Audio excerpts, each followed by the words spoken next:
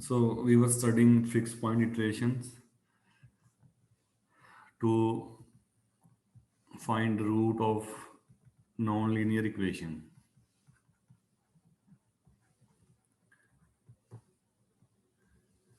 And we have proved in previous lecture that if derivative is less than 1 around root, so fixed point iteration converges. That uh, also we proved that convergence is linear, first order convergence है. And if we see this relation, so error at next step depends on previous step multiplied by derivative. And we say that this derivative is less than 1, so you got linear convergence. Nextly, we will study one special case. What will happen if derivative will be 0? ये तो हमने कह दिया कि 1 से छोटा है, -1 और 1 के बीच में है, that's okay. But what will happen if derivative is 0? So that's the nice thing if you have derivative 0. और अगर हम थोड़ा सा डिफरेंट वे में देखें इस रिलेशन को, so error eight next step, right, previous step equal to derivative at root. तो अगले स्टेप पे एरर, ये आप इस रिलेशन को देख लो इसमें. अब डेरिवेटिव आपने एक फिक्स पॉइंट लिखा, उसमें डेरिवेटिव ये आ रहा है, लेट अस से 0.9. दूसरे में डेरिवेटिव ये आ रहा है 0.001. तो आप देखोगे जिसमें डेरिवेटिव छोटा है उसमें एरर एकदम से कम होगा. ठीक है, ये मल्टीप्लाइड है ना इधर. अगर ये नंबर छोटा होगा तो एरर एकदम से डिक्रीज करेगा fast. If this number is bigger, like 0.9, 0.99, then you may get slow convergence. और एक हमने पढ़ा था ये एरर का formula, this one, and we can use this formula for stopping criteria. So you can use stopping criteria.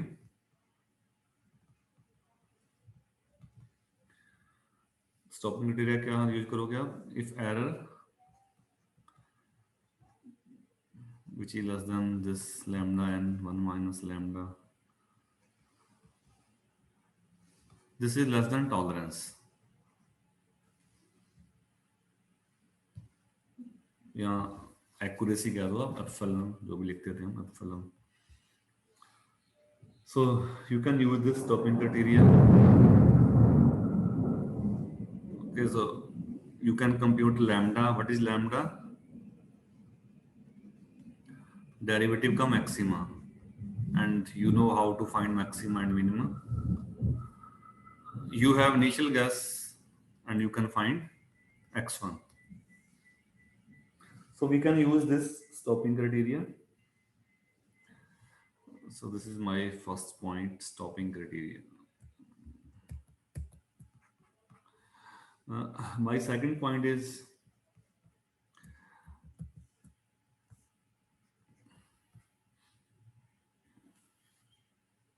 so what will happen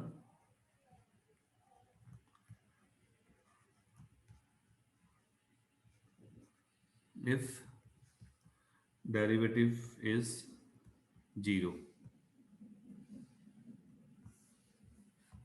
तो ये एक छोटा सा जनरल रिमार्क है कि मान लो आपके पास डेरिवेटिव जी डैश अल्फा 0 है. मैं इसको जनरलाइज कर रहा हूँ.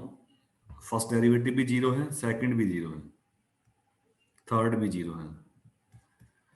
ठीक है, और एक नंबर है p, p-1 तक डेरिवेटिव सारे 0 हैं, और pth डेरिवेटिव नॉन जीरो है। मान लो P2 है तो फर्स्ट डेरिवेटिव जीरो है, P3 है तो फर्स्ट और सेकंड उससे पहले वाले सारे जीरो हैं और वो एक डेरिवेटिव नॉन जीरो है, तो क्या होगा? So in that case we right, तो फिक्स पॉइंट का फार्मूला था iteration xn plus one equal to g of xn। इधर मैं अल्फा को लेके आ रहा हूँ, अल्फा प्लस कर रहा हूँ, अल्फा माइनस भी कर रहा हूँ, ठीक है। Now use Taylor series, use Taylor series. वो सीरीज क्या होती है? F a plus h equal to f a plus h f dash a plus H square by two factorial f double dash a and so on. So use Taylor series on right hand side. अब use कैसे करना है? ये आपका ए है और ये H है आपका,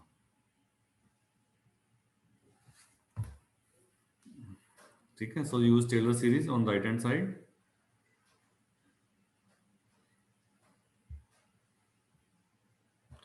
क्या आएगा first term? Left hand side as it is, इधर आ जाएगा जी अल्फा, ठीक है, H G dash alpha plus H square by two factorial G double dash alpha and so on.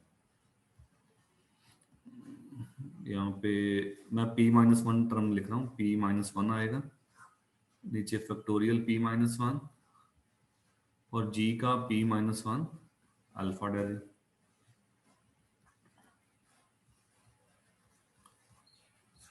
divided by factorial p. So I am stopping Taylor series at pth. जब series को stop करते हैं तो last में एक variable point आएगा for some c n between x n and alpha.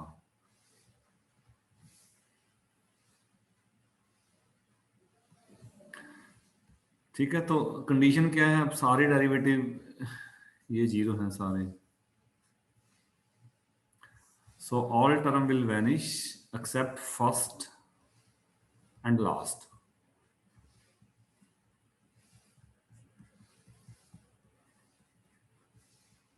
Since Taylor series is infinite series, so you can stop at one point. इसको हम बोलते हैं Taylor series with reminder. Taylor series with reminder, okay. तो अब इसको left में ले जाओ, जी अल्फा को अल्फा भी लिख सकते हो since it is fix point. क्यों? फिक्स पॉइंट है तो जी अल्फा अल्फा के इक्वल होगा।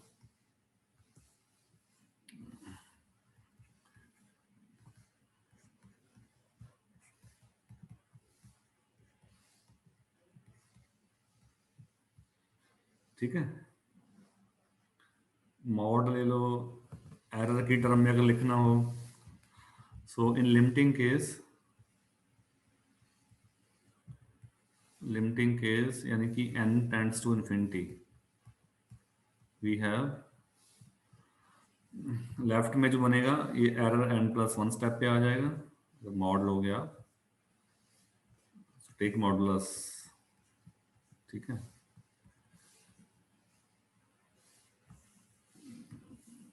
राइट में x n minus alpha, that will be error at n step. p factorial तो कांस्टेंट है और सी एन कन्वर्ज करेगा अल्फा को, ये हमने पीछे भी देखा था।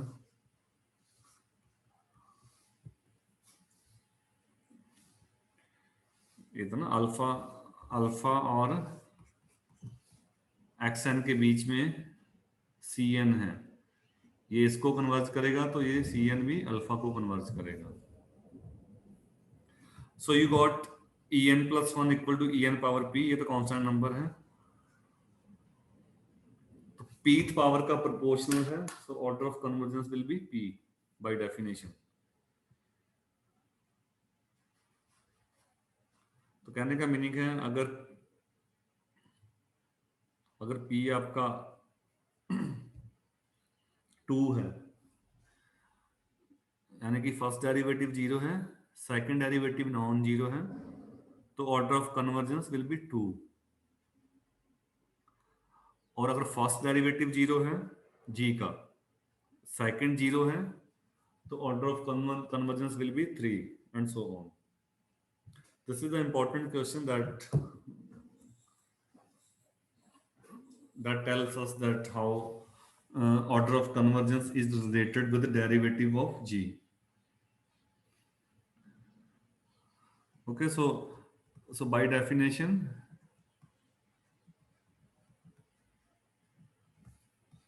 order of convergence is p.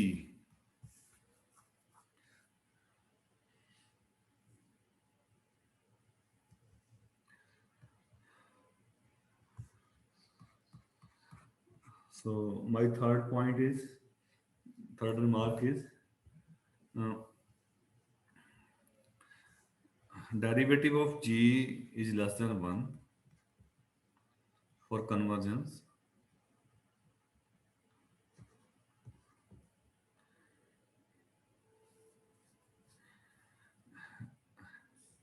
and if g dash greater than or equal to 1, then no convergence.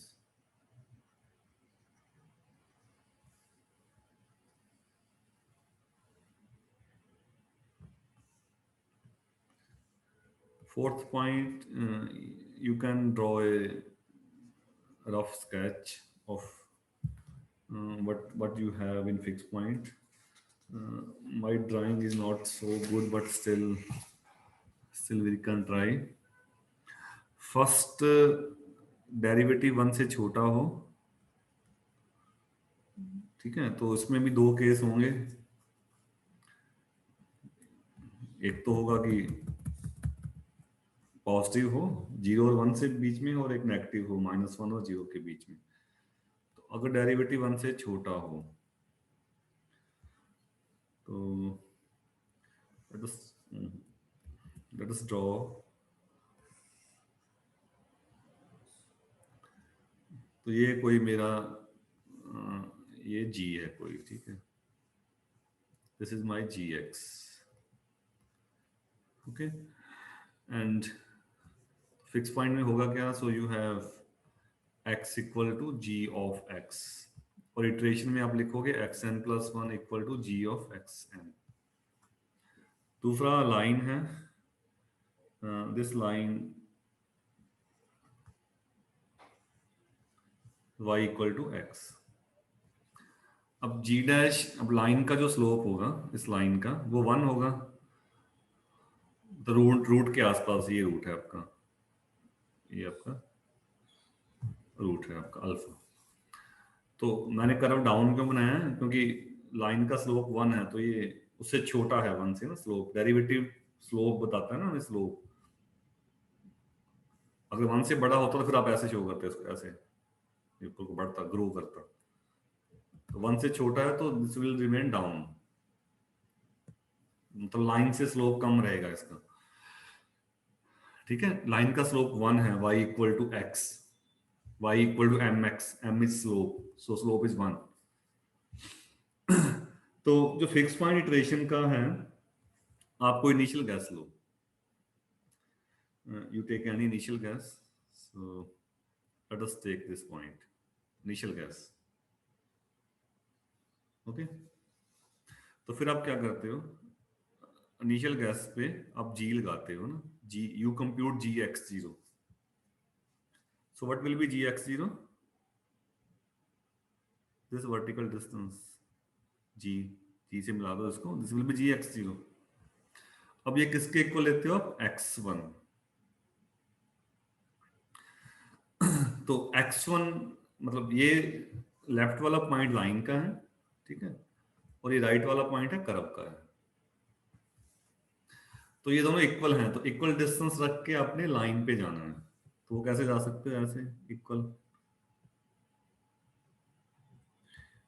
ठीक है। तो ये आपका x1 हो गया। अब x1, अब लाइन की प्रॉपर्टी क्या है, y इक्वल टू x, है ना, तो x और y कोऑर्डिनेट दोनों सेम है। अब लाइन लाइन में क्या होगा, ये वर्टिकल डिस्टेंस, ये वर्टिकल और ये दोनों सेम होगा, x इक्वल टू वाई। तो आपका ये पॉइंट x1 है। अब आप क्या करोगे, x1 पे g लगाओगे आप, तो जी x1 कौन सा होगा, ये ऊपर ले जाओ उसको, दिस, इसको आप क्या कह रहे हो, x2, तो ये इधर आ जाएगा, एंड सो ऑन। तो ऐसे ये एक स्टेयर केस सा बनेगा और आप रूट पे चले जाओगे।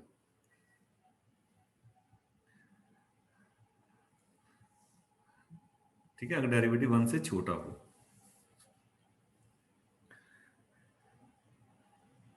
स्टेयर केस बन के you will be near root. और अगर ये 1 से बड़ा हो,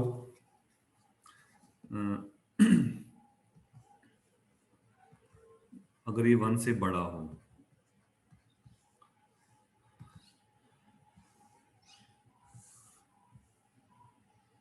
तो लाइन तो फिक्स है आपका, लाइन तो यही बनेगा same, this is y equal to x। Curve मैंने कहा था ग्रो करेगा, तो ग्रो करेगा, so it will be maybe this is the root, so this is g of x।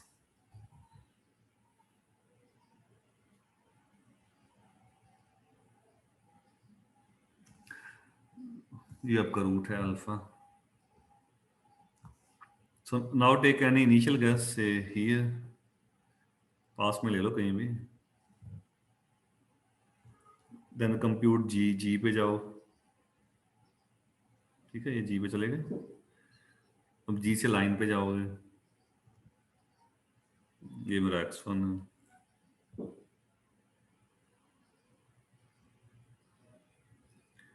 ठीक है। x1 से फिर कर्व पे जाओगे, ये नीचे कर्व, कर्व से फिर लाइन पे जाओगे, लाइन से फिर कर्व पे जाओगे, and so so you are going away.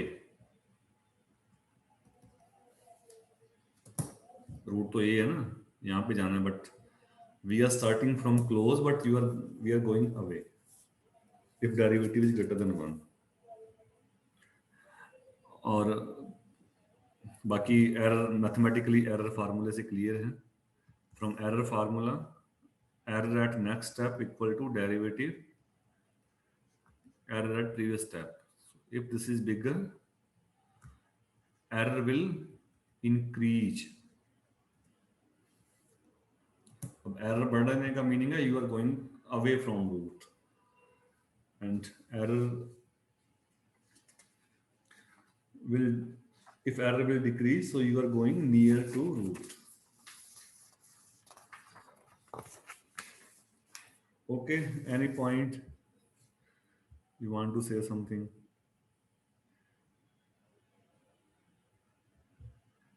नहीं? Sir. So now how to solve problems, main point। So some examples of fixed point iterations। If you remember, we have taken one, I think one or two example in the beginning. So let's take one more example.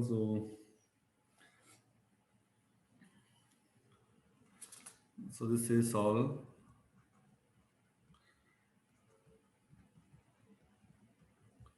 in 0, 1 using fixed point iteration।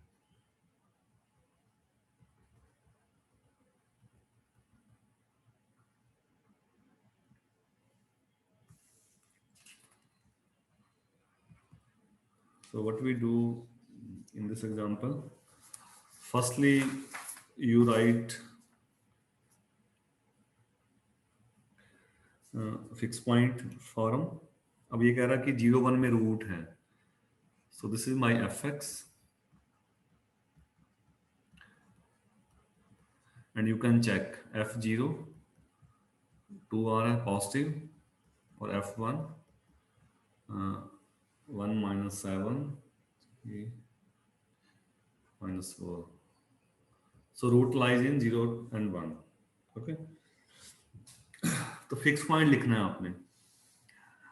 अब equation में there are many x, so you have x here, you have x here. So let us solve for this middle x. Okay, so let us solve for middle x. So x will be x cube plus 2 divided by 7. ठीक है, so take this dx.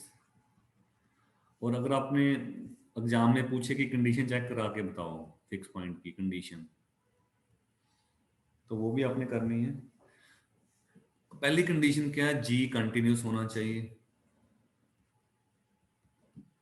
Okay, it is continuous. फिर हमने beginning में कहा था कि अगर आपका x ए बी के अंदर है तो जी एक्स भी ए बी के अंदर यानी कि 0 1 के अंदर ही होना चाहिए. और क्या था, और इसमें क्या होगा, डेरिवेटिव वो 1 से छोटा होगा.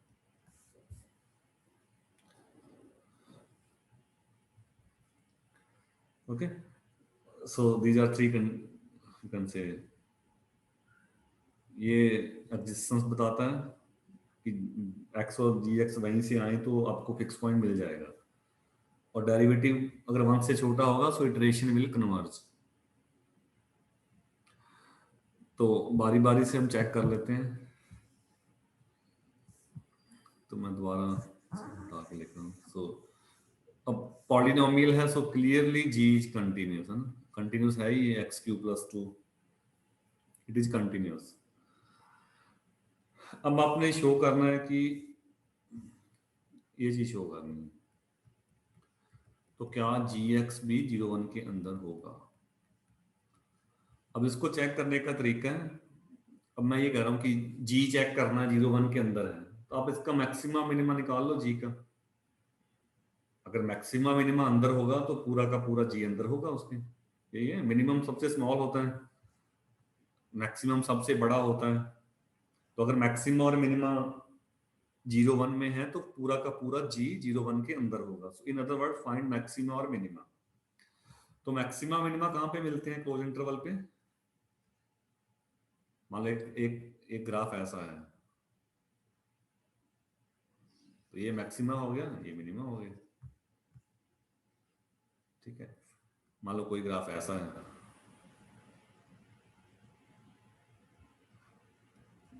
ये 0 है, ये 1 है, तो ये मैक्सिमा है, 0 पे मिल रहा है, और ये मिनिमा है. तो मैक्सिमा मिनिमा कब मिलते हैं, या तो एंड पॉइंट पे मिलेंगे या इस पॉइंट पे, इस इन पे. तो इन पे क्या होता है, डेरिवेटिव 0 होगा. ठीक है, सो मैक्सिमा या तो एंड पॉइंट पे मिलेगा या डेरिवेटिव 0 होगा. तो 3 वैल्यू चेक कर लो आप. एंड पॉइंट क्या, जी 0 निकाल लो, यहां से आ ही रहा 2/7 आ रहा. 1 पे वैल्यू निकाल लो जी की, 1 पे आ जाएगी 3/7. और जी डैश एक्स 0 फिट कर दो, यहाँ से आ जाएगा 3x²/7 equals to 0. So this implies x equal to 0. तो वो यही आ गया, 0 ही आ गया, वो हमने ऑलरेडी निकाल लिया पहले. ठीक है, तो इन दोनों में जो जो बड़ा है वो मैक्सिमा है, जो छोटा है वो मिनिमा है. तो 3/7 मैक्सिमा है, 2/7 मिनिमा है. तो g की वैल्यू 2/7 और 3/7 के बीच में है. अब ये आपका 0 1 है, इनके अंदर ही है, तो आप ये भी कह सकते हो ना कि जी एक्स क्या है, 0 1 के अंदर ही है पूरा। ठीक है, यही तो होना चाहिए ना, यहां से एक्स आए जी भी उसी के अंदर ही जाए, तो ये जी ठीक है, यानी कि मतलब x equal to g x बन सकता है ना। पहली कंडीशन तो ये है कि ये बन सकता है x equal to g x. अब दूसरा है कि इटरेशन कन्वर्ज कब करेंगी, जब आपका डेरिवेटिव 1 से छोटा होगा।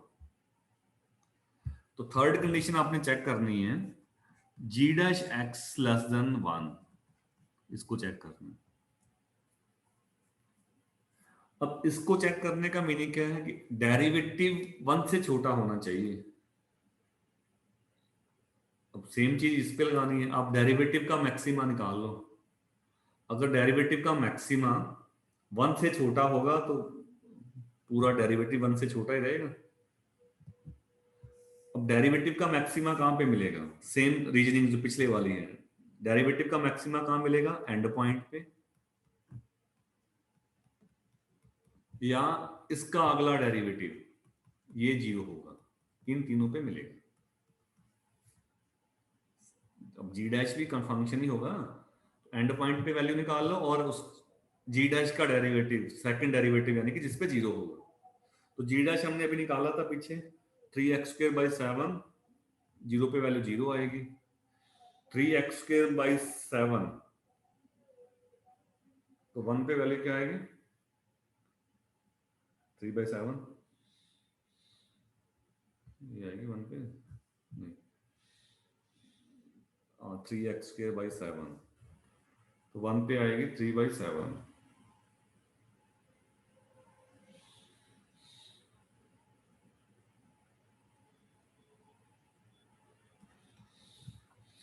और जी डैश एक्स जब 0 होगा तो 3x यानी कि 6x/7 equals to 0, so this implies x equal to 0।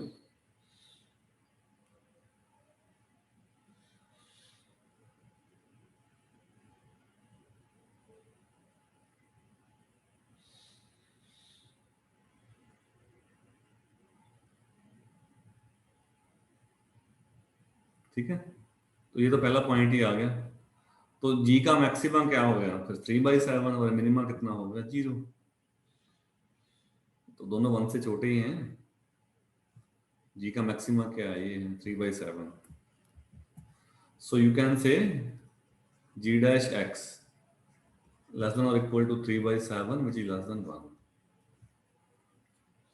और अगर आपको ध्यान हो तो थ्योरम में हमने इसको लैम्डा कहा था ना, लैम्डा, लैम्डा डेरिवेटिव का मैक्सिमा ये है 3/7। सो this implies fix point iteration will converge, यानी कि fix point method will converge, या कहेंगे will provide root.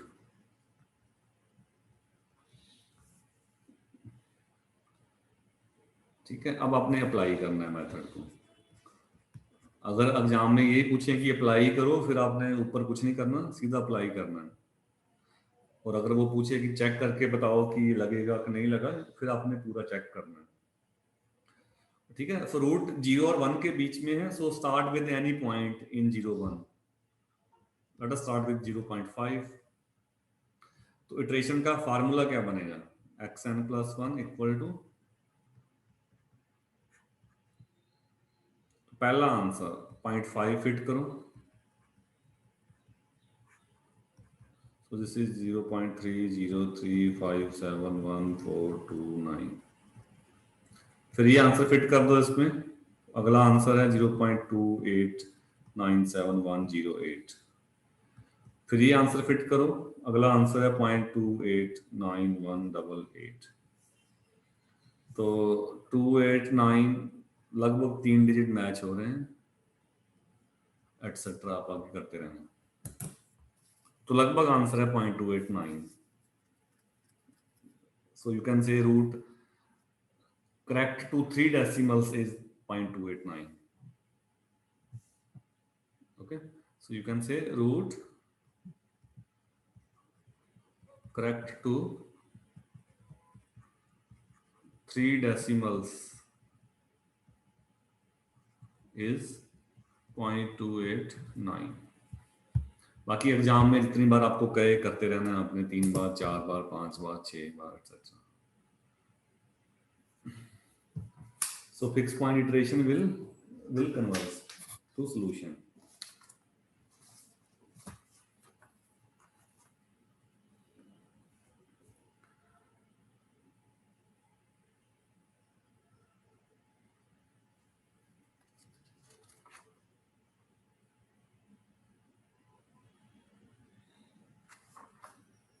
Okay, apply करना बड़ा आसान है। एक इनिशियल गैस से शुरू कर लो, जो आंसर आए फिर उसको यहाँ पे एक्स की जगह फिर डाल दो उसको, फिर जो आंसर आए उसको दोबारा राइट हैंड साइड में डाल के आप इटरेट करते रहो।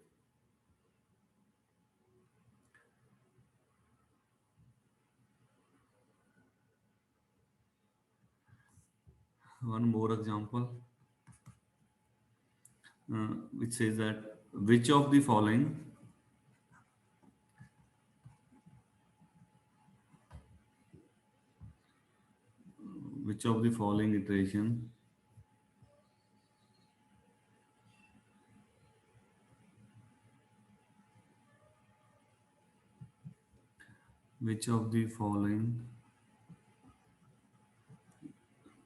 iteration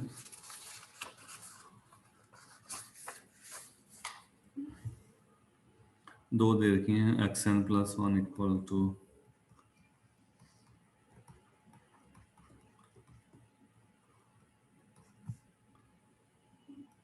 and second one है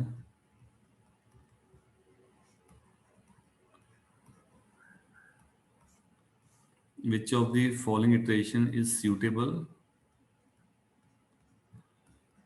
to find root of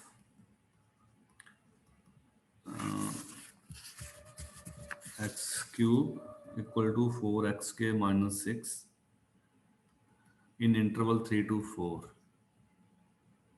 using fixed point method.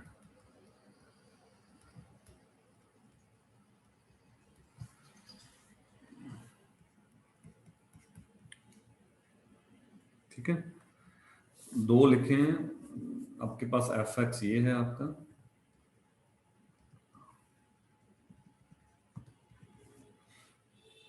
इसी को आपने लिखना है x equal to g x form में। तो जो फर्स्ट पार्ट में इसने बना रखा है 1/4, so X cube plus 6 equal to 4x cube. ठीक है, तो 4 से डिवाइड हो रखा ना यहाँ पे राइट हैंड साइड में, 4x से डिवाइड कर दो, 4x से 1/4 x के प्लस 6/x। तो पहला जी ये लिखा उसने।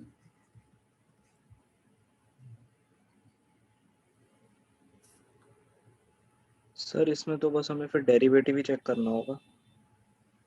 ठीक है, तो उसने पूछा कि कौन सा सूटेबल है, अब सूटेबल कौन सा होगा? इसमें डेरिवेटिव लेस देन 1 आ रहा हो, जिसका डेरिवेटिव 1 से छोटा हो उसी में आंसर रिटर्न करेगा ना, जी उसी के अंदर हो। तो जी कंटिन्यूस तो है, जो भी इंटरवल है आपका 3 to 4, एंड डेरिवेटिव निकाल के देख लो, जी डैश एक्स आएगा आपका 1/2 x माइनस 3x स्क्वायर। इसकी वैल्यू निकालो, जी डैश की वैल्यू 3 पे 4/3, 4 पे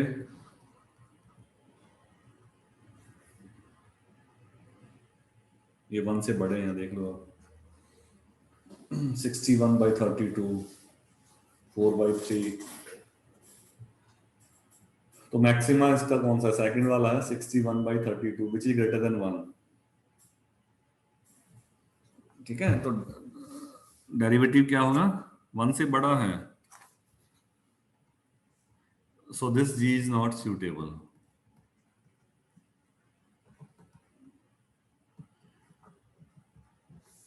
अब सेकंड को चेक कर लो। सेकंड जी उसने लिखा है, ये इक्वेशन था, तो एक्स स्क्वायर से डिवाइड कर रखा है दोनों साइड में, divide with X square, so 4 minus 6 by X square, so this is G. इसका डेरिवेटिव निकाल लो, G dash X, that will be 12 by x cube. So G is continuous, continuous तो है ये,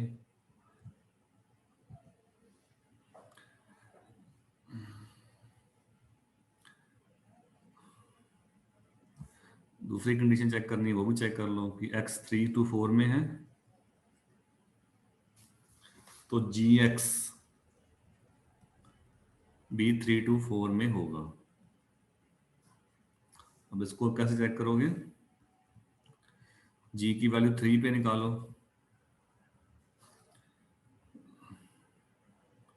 सो 4 माइनस 6 बाई 9, 30 बाई 9, 9 30, तो 3 point something है ये। जी 4 निकाल लो, 4 माइनस 6 बाई 16, ये भी 3 और 4 के बीच में ही आएगा, तो चेक कर लेना आपने। और डेरिवेटिव तो जीरो होगा नहीं,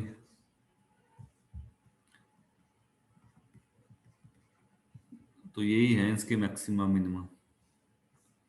So you can say gx also belongs to 3 to 4। अब डेरिवेटिव कंडीशन चेक करनी है तो वो कर लो, डेरिवेटिव 1 से छोटा होना चाहिए।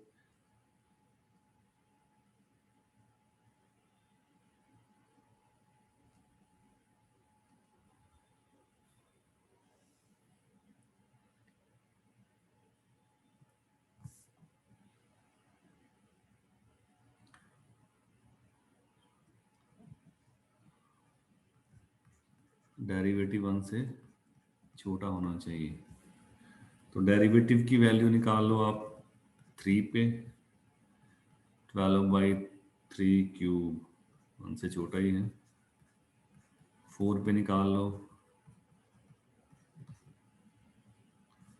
और सेकंड डेरिवेटिव तो नॉन जीरो आएगा ही, तो जी डैश एक्स 1 से छोटा रहेगा। और वैसे सीधा भी लिख सकते हो, जी डैश एक्स क्या था, 12 by x cube g less than 1। Okay, so g dash less than 1 है, so this fixed point will converge, so this g will work in fixed point, so this g will work in fixed point।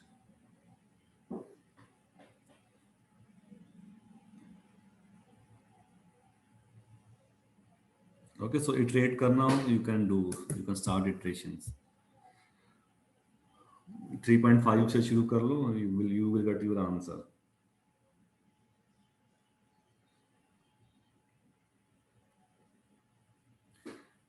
जैसे आपने blood start with 3, तो जो पहला answer आएगा 3 fit किया है, तो 4 minus 6 by 3 square, this is 10 by 3 and so on.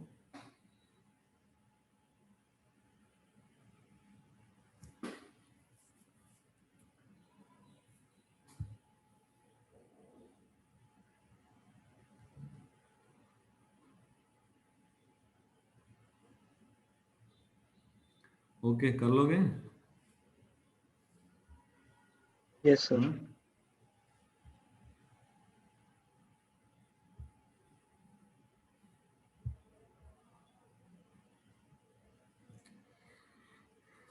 Any query?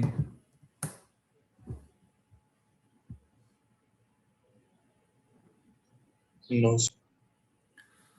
Okay, I'll stop now. We will take, if you want to ask, we will take 1-2 examples in next class. Okay, bye bye for today. Thank you, sir. कुछ तो बोल दो. So thank you, sir. Thank you, sir. अपनी आवाज नहीं आ रही तुम लोगों में. Anyways, okay.